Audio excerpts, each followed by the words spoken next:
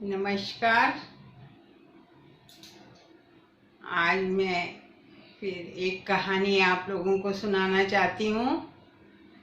और इस कहानी में मैं ये बताना चाहती हूँ कि प्रकृति जो है वो अपने नियम के अनुसार चलती है। मनुष्य कितनी भी कोशिश कर ले वो बदलता रहता है, लेकिन प्रकृति अपने नियम के अनुसार ही चलती है। तो ये जो मैं कथा सुना रही हूँ ये फिर आज श्री राजगोपालाचारी की पुस्तक में से ही मैं सुना रही हूँ। तो पुराने जमाने में एक ऋषि थे, वो महर्षि थे और उनकी मान्यता ब्रह्मा के समान थी। उनका नाम था विभंडक और वो वन में आश्रम में रहते थे। उनका एक पुत्र था ऋष्यशृंग। तो उन्होंने उसको इस तरह से पाला था कि उसने सिर्फ अपने पिता के अलावा और कभी किसी मनुष्य को नहीं देखा था, और प्रकृति के जो और नियम हैं जो मनुष्यों के लिए, मनुष्य जिन पर चलते हैं, उनको भी वो नहीं जानता था। तो उसको स्त्री या पुरुष में भी भेद नहीं मालूम था। तो वो इस तरह से पल करके और प्रकृति के अपने आश्रम में पशु पक्षियों के साथ में और इस तरह से बड़ा हुआ था। और उन्होंने विभंडक ने उसको बहुत अच्छी शिक्षा दी थी सब शास्त्रों में, और सब वो महाज्ञानी बन गया था। तो एक बार क्या कहते हैं, अंग देश के राज्य में बहुत भयंकर भीषण जो है अकाल पड़ गया। वर्षा बिल्कुल नहीं हुई।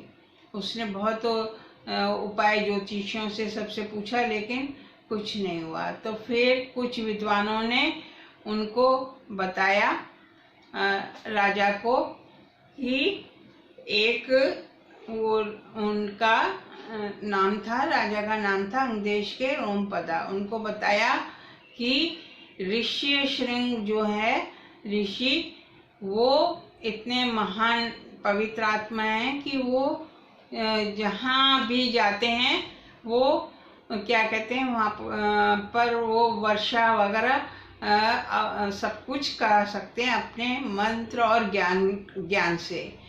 अगर आप उनको अपने राज्य में ला सको तो ये जो अकाल है ये दूर हो जाएगा और वर्षा होगी यहाँ पर और सब सुखी हो जाएंगे। लेकिन उनको यहाँ पर लाना बहुत ही मुश्किल काम है। तो उन्होंने, राजा ने सबसे सलाह की और उन लोगों ने ये तय किया कि जो अपने राज्य की बहुत सुंदरियां हैं, नर्तकियां हैं, उनको वहाँ पर ऋषि के आश्रम के आसपास भेजा जाएगा और वो किसी तरह से उनको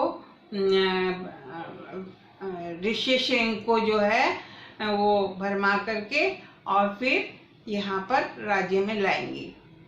तो उन्होंने सब सुंदरियों को, नर्तकियों को वगैरह को बुलाया अपने दरबार में और उनको कहा कि ऋष्यशृंग ऋषि को लाना ये तुम्हारा काम है, तुम चाहे जैसे भी क्या कहते हैं उनको यहाँ पर लेके आओ। तो वो लोग सब डर गई और उन्होंने कहा, सोचा कि जो विभंडक जो हैं महर्षि हैं वो उनका श्राप भी लग सकता है ऐसा काम करने से, तो भी उनके ऊपर विपत्ति आएगी, और अगर राजा का भी वो कहना नहीं मानेंगी तो राजा उनको दंड देंगे। तो फिर उन्होंने सोच विचार करके यही तय किया कि वो ऋष्यशृंग को किसी तरह से लेकर के आएंगी। तो वो वहाँ पर जंगल में गई और विभंडक ऋषि के आश्रम के थोड़े दूर पे उन्होंने एक आश्रम सा बनाया और एक बहुत बड़ी नाव के ऊपर उन्होंने एक बजरा बोलते हैं उसको, उसके ऊपर उन्होंने पूरा आश्रम के जैसा एक तैयार किया, जिसमें पेड़ पौधे वगैरह, फूल वगैरह सब, और कुछ पशु वगैरह भी जैसे जंगल में आश्रम में होते हैं उस तरह का वो बनाया। और वो निगाह रखती रही। जब एक दिन क्या कहते हैं, जो विभंडक जो थे ऋषि, वो तपस्या करने के लिए गए हुए थे, तो जो वो महासुंदरी जो थी वो उस बजरे में बैठ करके और वहाँ तक ऋषि उनके आश्रम के पास तक गई। वहाँ पर जा कर के, और वहाँ पर उस समय वो जो उनके बेटे थे ऋषि श्रृंग थे वो वहाँ थे, और वहाँ पर वो जाके नर्तकी उसके उनके सामने जाकर के और बहुत विनम्रता से उनका हालचाल पूछा, और कैसे रहते हो और क्या, और इस तरह से उनसे बात की।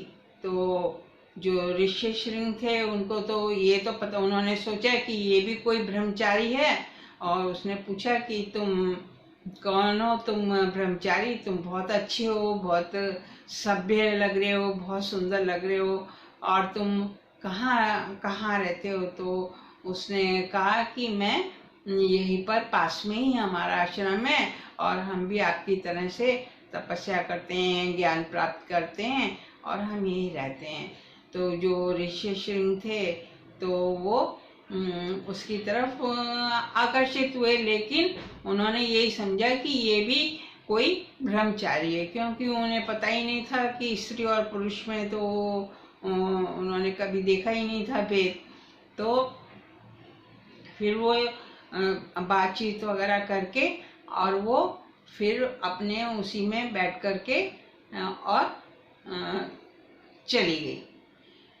फिर थोड़े दिन के बाद में फिर एक दिन जब विभंडक नहीं थे आश्रम में, तो वो फिर दोबारा से वही ऋषि श्रृंग के पास गई, और वहाँ जाकर के और बहुत शिष्टाचार से बातचीत की, कुछ ज्ञान की बातें उससे की, और क्या कहते हैं, फिर ऋषि, और जब जाने लगी तो फिर जैसे कि शिष्टाचार होता है ऐसे उसने उसको ऋषि श्रृंग को अपने गले से लगाया।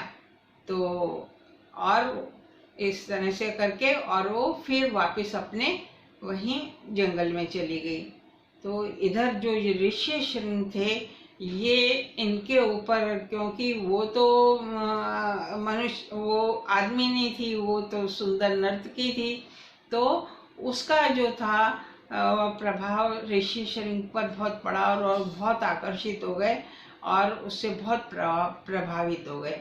और फिर वो सोचने लगे कि अब वो ब्रह्मचारी फिर कब दोबारा से मिलने आएंगे मेरे से, और इसी सोच में वो सुस्त रहने लगे। जब विभंडक आए तो उन्होंने पूछा बेटे से कि क्या बात है, तुम इतने उदास क्यों हो, क्या? तो फिर उन्होंने बताया कि ऐसे पहले भी एक ब्रह्मचारी हैं, वो मेरे से मिलने आए थे, मुझे बहुत अच्छे लगे, और आज भी वो आए थे, लेकिन मैं अब इतना उदास फील कर रहा हूँ, मतलब महसूस कर रहा हूँ उनके बिना, कि मुझे ऐसा लगता है कि मुझे उस ब्रह्मचारी से फिर मिलना चाहिए, और मुझे जाना चाहिए उसके पास में, बातें करनी चाहिए, मुझे अच्छा लगता है उससे बातें करना। तो जो ऋषि विभंडक थे वो समझ गए कि वो जरूर कोई, या तो मतलब कोई राक्षसी मायावी है, या कोई और है जो मेरे, और वो कोई स्त्री है, पुरुष नहीं है, क्योंकि वो तो इतने ज्ञानी थे, सब कुछ जानते थे, और वो इसीलिए जो मेरा ये बेटा है अब इतना युवा हो चुका है, इसलिए ये उससे इतना प्रभावित हो गया है। तो फिर एक दो दिन के बाद फिर जब वो जंगल गए हुए थे विभंडक ऋषि, तो फिर वही स्त्री नर्तकी फिर आई, और वो अपना वही बजरा जिस पे आश्रम वगैरह जैसा उसने बनाया हुआ था वो लेकर के आई, और उसने ऋषि श्रृंग के साथ में बैठ करके उसका हाथ पकड़ के और उसका आलिंगन करके उससे बातें की। तो ऋषि श्रृंग जो थे वो बहुत ज़्यादा उसके मतलब उससे प्रभावित हो गए और फिर उसने कहा कि हमारा भी यही आश्रम पास में है और बहुत सुंदर है। उस स्त्री ने कहा आप चलो और क्या कहते हैं उसको देखो। तो ऋषि श्रृंग तो खुद ही चाह रहे थे क्योंकि वो उसके एक तरह से उसके मतलब प्यार में उनको हो गया था। हालांकि तभी भी उनको ये नहीं लगा था कि ये कोई, क्योंकि उन्हें पता ही नहीं था कि ये स्त्री है। और वो ने क्या कहते हैं उसको अपने उसमें बजरे में बैठा करके और वो ले गई। वहाँ पर जाकर के ऋषि श्रृंग ने देखा इतनी सारी नर्तकियाँ वगैरह और सब उनको समझ में आया और वो बहुत प्रभावित हुए और वो उनको क्या कहते हैं फिर अपने राज्य में ले गई। और वहाँ पर जब वो ऋषि श्रृंग गए तो वहाँ पर जाकर के उन्होंने देखा कि वहाँ अकाल पड़ा हुआ है। राजा ने उनको बताया कि ऐसे अकाल पड़ा हुआ है, तो उन्होंने अपने मंत्र वगैरह से वो करके वहाँ पर वर्षा वगैरह करवाई और वो वहाँ पर सब उनके जाने से उनकी सब हरा भरा हो गया और सब बड़े खुश हो गए। और उन्होंने उनकी एक पुत्री थी, राजा की पुत्री थी शांता, उन्होंने उसके साथ में ऋषि श्रृंग का विवाह कर दिया। ये जब विभंडक अपने आश्रम में लौटे और उन्होंने अपने पुत्र को नहीं देखा तो वो समझ गए कि जरूर उनके साथ में ये वो जो स्त्री आई थी वो ब्रह्मचारी नहीं थी, ब्रह्मचारिणी थी भी नहीं थी, वो कोई थी और वो अपने साथ ले गई हैं। तो वो क्रोध में अपने पुत्र की खोज में निकले। जब वो अपनी पुत्र की खोज में निकले तो वहाँ पर क्या कहते हैं तब तक राजा को समझ में आ गया था कि वो ऋषि आएंगे और वो श्राप दे देंगे और फिर हमारे राज्य का फिर सत्यानाश हो जाएगा।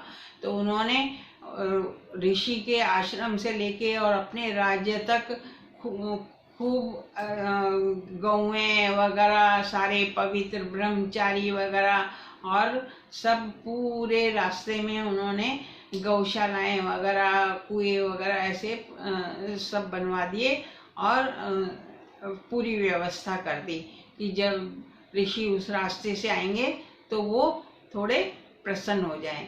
तो जब ऋषि आ रहे थे तो उन्होंने देखा तो वो पूछते हुए आए कि ये क्या। तो सब ने कहा कि ये तो आपके पुत्र ऋषि श्रृंग का है, उन्होंने ये व्यवस्था कराई है, ये ऋषि श्रृंग का है, ये उन्होंने व्यवस्था कराई है, वो बहुत अच्छे से देखभाल करते हैं और वो बहुत बड़े ऐसे वो प्रशंसा करते रहे रास्ते भर। तो फिर विभंडक को जो था वो बड़ा गर्व हुआ अपने बेटे पे। उन्होंने कहा कि ये तो बहुत अच्छा काम किया है मेरे बेटे ने। फिर वो राज्य तक पहुँचे तो वहाँ पर फिर राजा ने उनको बताया कि मेरे से ये क्योंकि मेरे को अपनी प्रजा का पालन करना था और सब प्रजा त्राहिमाम कर रही थी तो इस वजह से ये किया गया था और आप प्रसन्न होइए। और ऋषि विभंडक जो थे वो पहले ही प्रसन्न हो चुके थे। उन्होंने देखा कि वहाँ पर उनका जो बेटा है ऋषिश्रृंग अपना वो करते हुए क्या कहते हैं सारा तप वगैरह भजन पूजा करते हुए और गृहस्थ जीवन में भी प्रवेश कर चुका है। और तो वो बहुत खुश हुए और उन्होंने राजा को भी आशीर्वाद दिया और अपने पुत्र और पुत्रवधू को भी आशीर्वाद दिया और फिर आशीर्वाद दे करके वो अपने आश्रम में आ गए। और फिर कुछ समय तक ऋषिश्रृंग भी थोड़े गृहस्थ जैसे कि नियम थे तब के रहे और उसके बाद में फिर वो वापस अपने उसमें आश्रम में आ गए। तो इस तरह से ये कथा है। तो तो जो प्रकृति का नियम है वो तो अपने हिसाब से ही चलता है। तो आप मतलब कोई भी उसको मैं को रोकने की या बाधा डालने की वो करता है तो उसमें वो सफल नहीं हो पाता है। कि जैसे विभंडक ने इनको ऋषि सिंह को बचा करके रखा था कि इन सब चीज़ों में वो गृहस्थ उसमें और उसमें ना पड़े, लेकिन ऐसा हो नहीं पाया। जब वो युवा अवस्था में आए तो फिर उनका जो था स्वभाव था वो उसी तरह से प्रकृति के हिसाब से ही बदला। तो वैसे भी अब आजकल तो आपने देख ही लिया होगा कि मनुष्यों ने प्रकृति के साथ में कितना दुर्व्यवहार किया, तो उसी का भी ये पूरा जो है मनुष्यों को भी भुगतना पड़ रहा है। लेकिन देखिए कब तक चलता है। लेकिन हम सबकी भलाई इसी में है कि सब लोग बच के रहें और स्वस्थ रहें, सुखी रहें। तो ये कथा थी, तो आपको कैसी लगी आप लोग बताइएगा, और अच्छी लगी तो फिर लाइक कर दीजिएगा, और अभी तक अगर सब्सक्राइब नहीं किया है तो सब्सक्राइब करिएगा। और फिर मैं दूसरी और आगे कोई अच्छी कथा आप लोगों को मैं सुनाऊंगी। तो अभी के लिए तो सबको आशीर्वाद, सब खुश रहिए, सबको नमस्कार, फिर मिलेंगे।